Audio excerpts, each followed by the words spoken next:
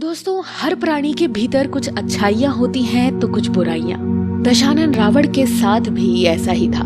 रावण का सबसे बड़ा दुर्गुण था उसका अहंकार, जिसने उसका सर्वनाश कर दिया।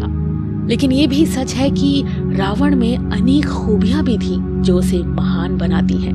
महर्षि वाल्मीकि के द्वारा लिखित रामायण में भी ये वर्णन आता है कि एक बार जब हनुमान प्रभु श्री राम की आज्ञा से माता सीता की खोज में लंका आए थे तो वो खुद रावण की खूबियों को देख आकर्षित हो गए थे।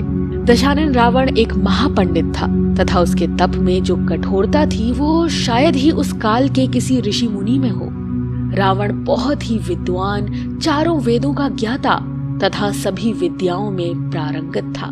उसके जैसा तीक्ष्ण बुद्धि वाला प्राणी आज तक इस पृथ्वी में नहीं हुआ।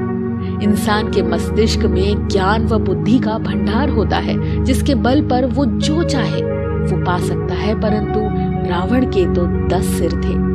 रावण के इस अद्भुत ज्ञान को देख भगवान शिव ने उन्हें अपने घर वास्तु शांति के लिए आचार्य पंडित के रूप में निमंत्रण दिया था।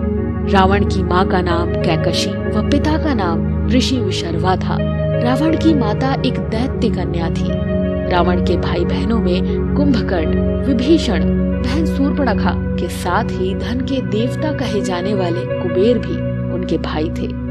रावण ने अपने कठोर तपस्या के बल पर भगवान शिव को प्रसन्न किया और वरदान मांगा, परंतु शिव जानते थे कि रावण उनके वरदान का गलत उपयोग करेगा। शिव को रावण के कठोर तपस्या के कारण उसे वरदान देना पड़ा, परंतु उस वरदान से धरती की रक्षा के लिए भगवान विष्णु को उनके 7वें अवतार भगवान श्री राम के रूप में पृथ्वी में आना पड़ा। रामायण के अनुसार जब रावण ने श्री राम की पत्नी माता सीता का अपहरण किया तो राम ने हनुमान सहित लंका के राजा रावण पर आक्रमण कर उसका वध कर दिया।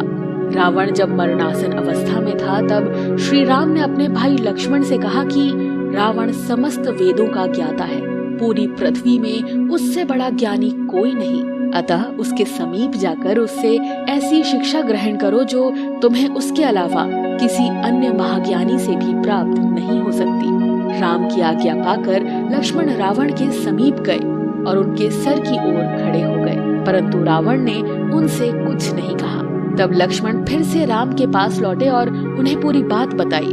तब श्री राम लक्ष्मण को समझाते हुए बोले कि यदि तुम किसी से ज्ञान ग्रहण करना चाहते हो तो हमेशा उसके चरणों की तरफ खड़े होना चाहिए, ना कि सिर की ओर। लक्ष्मण फिर रावण के पास गए, परंतु इस समय वो रावण के चरणों की तरफ खड़े हुए। तब महाज्ञानी रावण ने उन्हें 3 महत्वपूर्ण बातें बताई जो किसी भी व्यक्ति के जीवन में सफलता के लिए आवश्यक है।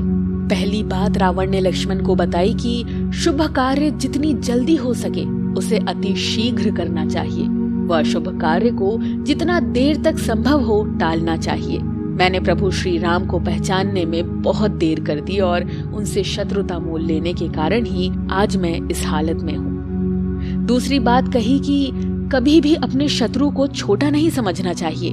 मैंने अपने शत्रु को भली भांति नहीं आंका तथा जिन्हें मैं वानर और भालू समझ सामर्थ्य में कम समझ रहा था, उन्होंने मेरी पूरी सेना को नष्ट कर दिया।